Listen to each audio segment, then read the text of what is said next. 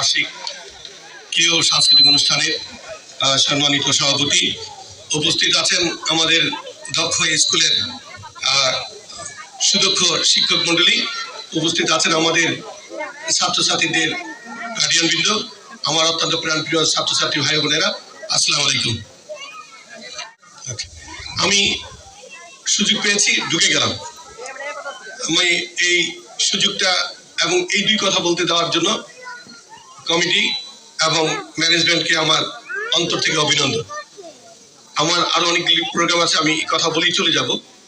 আমি বাবুদেরকে বলছি, যারা এই স্কুল অ্যান্ড কলেজের স্টুডেন্ট, তাদের উদ্দেশ্যে বলবো, আমাদের সমাজ ব্যবস্থা, আমাদের পারিবারিক অবস্থা, দেশের অবস্থা, রাষ্ট্রের অবস্থা পরিবর্তনের জন্য জ্ঞান অর্জন করার বিকল্প কিছু নেই।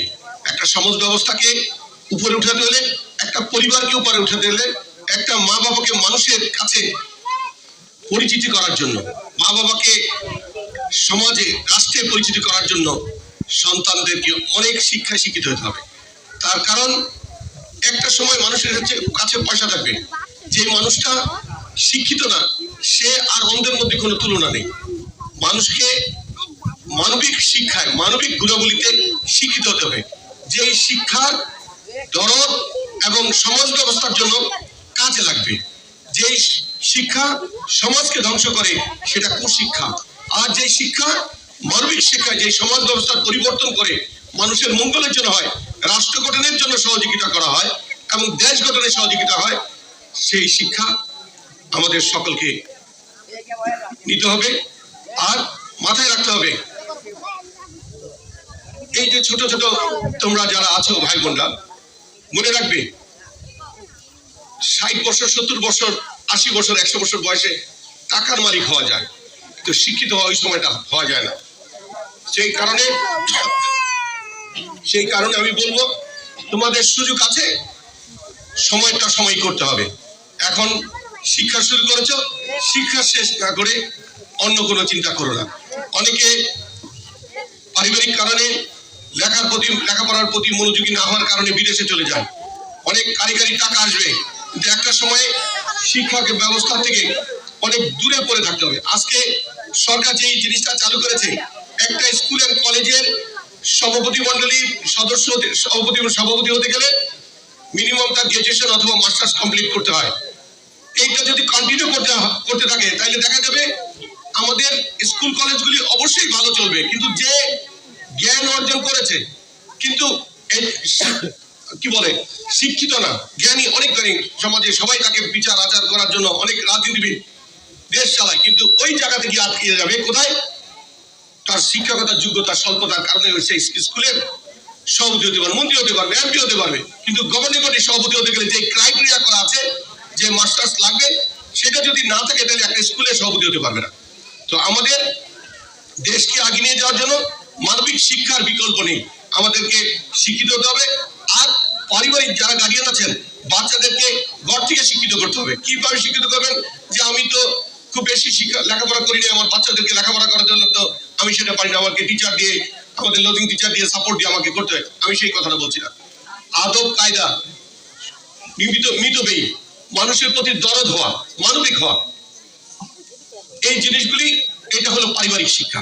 আর স্কুল শিক্ষা জ্ঞান অর্জনের জন্য শিক্ষিত যারা তো পড়াবে, কিন্তু সে লেখাপড়া করছে কিনা এটা কিন্তু গার্ডিয়ানদের দায়িত্ব। বাচ্চা স্কুলে কখন যাচ্ছে, এবং আপনারা বিশেষ করে টিচাররা, আমাদের মুরব্বীদের কাছে, বিশেষ করে গার্ডিয়ানদের কাছে আমার একটা অনুরোধ, জোর অনুরোধ, আর শিক্ষক মন্ডলী এবং যারা এই স্কুল এবং কলেজের ম্যানেজমেন্টে আছেন, তারা প্রতি 15 দিন অথবা প্রতি 1 মাসের মধ্যে আপনাদের কি সিস্টেমে করেছেন আমি আপনাদের সবটা দেখিনি, আমার মনে হয় আপনারা প্যারেন্টস মিটিং ডাকবেন।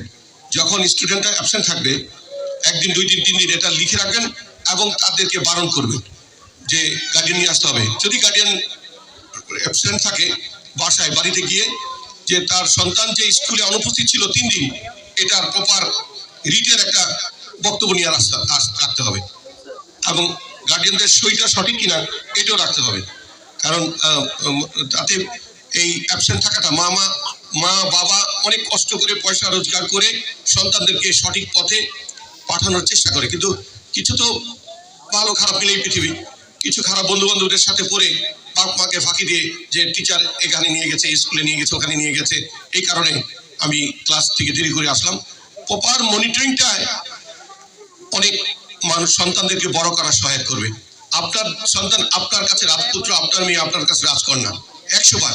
বাট তাকে যদি বলেন সে স্কুলে গেছে কিনা দেখবো, আমি কি আমার মেয়েকে অবিশ্বাস করি না? অবিশ্বাস না, এটাও মনিটরিং একটা পার্ট। তার কাছ থেকে জবাবদিহি করা, তাকে বড় করে তোলার জন্য এটা বাবা মা করতে হবে, অবশ্যই করতে হবে।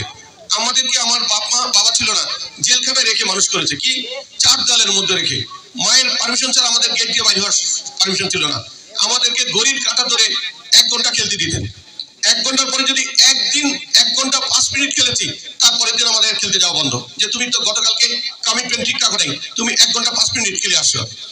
এই জন্য আপনারাও যখন বাচ্চারা স্কুল থেকে বা কলেজ থেকে যাবে, যদি খেলাধুলা মাঠে পাঠান, অবশ্যই তাকে টাইম বাদ দিয়ে দেবেন, যে তোমার যত ইম্পর্টেন্ট খেলা হোক, তোমাকে 1 ঘন্টার বা 1.5 ঘন্টা বেশি তোমাকে দাও। যদি 1.5 ঘন্টা বেশি তুমি খেলাধুলা বাইরে করো, এবং এরপর দিন তোমাকে আর যেতে দেওয়া হবে না। অতএব কঠিন নিয়মবর্তিতার মধ্যে দিয়ে মানুষ সন্তানদেরকে মানুষ করতে হবে। আজকাল মাদক থেকে আরম্ভ করে অনেক অপকর্ম, কিশোর গ্যাং থেকে আরম্ভ করে অনেক কিছু এই সমাজে অ্যাভেলেবেল। এখানে আপনার সন্তানটাকে সঠিক মানুষ করা এবং সঠিক পথে পরিচালিত করা, এটা আপনার নৈতিক দায়িত্ব। টিচাররা 8 ঘন্টার জন্য ক্লাস করেন, বাকি 16 ঘন্টা কিন্তু আপনার দায়িত্ব বাচ্চা। সেখানে তাদেরকে সঠিকভাবে মানুষ করা, এবং সবচেয়ে উত্তম হলো যে তার বন্ধু কারা, তার বান্ধবী কারা, সেখানে সিলেক্টেড ভালো পরিবার না, গরিব পরিবার, কিন্তু সে সব ভালো মানুষ কিনা, তার কার সাথে আপনার বন্ধু পাঠাচ্ছে, কার সাথে বান্ধবী পাঠাচ্ছে, এটা খুব ইম্পর্টেন্ট। কিন্তু কারণ সৎ সঙ্গে সর্বনাশ, অসৎ সঙ্গে সর্বনাশ, এটা মাথায় রাখতে হবে। ফ্যামিলি ব্যাকগ্রাউন্ড, বাচ্চারা কোথায় যাচ্ছে, ক্লাসের রিপোর্ট কি, আপনি দেখবেন আপনার 5জন বন্ধু বান্ধব আছে, তার মধ্যে এদের রেজাল্ট কি। যদি দেখেন রেজাল্ট তার খারাপ, আপনারা 5 জন পরিবার বসেন যে আমার বাচ্চাটা একটু খারাপ করছে, ওকে সহযোগিতা করি সবাই, যেন আগামী 3 মাস ত্রৈমাসিক পরীক্ষা যেন সে ভালো রেজাল্ট করতে পারে। এইভাবে কিন্তু টোটাল স্কুলটা, কলেজটা একটা ভালো স্কুল হিসেবে প্রতিষ্ঠা লাভ করতে পারে। যাক, আজকে আমি ব্যস্ততা আছি, ইলেকশন আছে, আমি এই প্যারেন্টস, যে কোনো এরকম আনুষ্ঠানিকতা না, যে কোনো বড় একটা প্যারেন্টস মিটিংয়ে গার্ডিয়ান এবং বাচ্চাদের নিয়ে আমি এটা কাউন্সিলিং একটা ক্লাস করব 1 ঘন্টার। সেখানে আমি আমার বড় হওয়ার এবং আমার এই সমাজকে দেওয়ার পিছনে কিছু ইতিহাস তাদেরকে তুলে ধরবো। আমি বিশ্বাস করি প্রত্যেকটা বাচ্চা তার বাবা মাকে ভালোবাসে, আমি বিশ্বাস করি প্রত্যেকটা বাবা মা সন্তানকে ভালোবাসে। অতএব উভয় চিন্তা চেতনা যদি এক হয়, সন্তান মানুষের মতো মানুষ হবে না কেন, হতেই হবে ইনশাআল্লাহ, এর বিকল্প নেই। সবাইকে ধন্যবাদ জানিয়ে আমার জন্য দোয়া চেয়ে আপনাদের সকলকে দোয়া করি, আল্লাহ যেন আমাদেরকে ভালো লাগে, রব্বুল আলামিন যেন আমাদের সন্তান সন্ততিকে ভালো মানুষ হিসেবে কবুল করেন। আল্লাহ হাফেজ, আসসালামু আলাইকুম। দোয়া কামনা করছি আমাদের প্রিয় নেতার হাত দিয়ে যে অনেকে দিয়েছেন, তিনি নিতেন, আল্লাহ তাআলা তাকে আরো করে তাকে বিশেষ করে এবং সর্বোচ্চ পর্যায়ে ইনশাআল্লাহ বাংলাদেশের একজন নেতৃত্ব স্থানে নিয়ে যান। আমি এই কোমলমতি মেয়েকে বলবো, ইনশাআল্লাহ তুমি সামনে পড়াশোনা করো। এই কিরণ ভাই জীবনের সর্বোচ্চ দিয়ে হলো যে কোনো ব্যাপারে প্রতিষ্ঠানের জন্য তিনি সর্বোচ্চ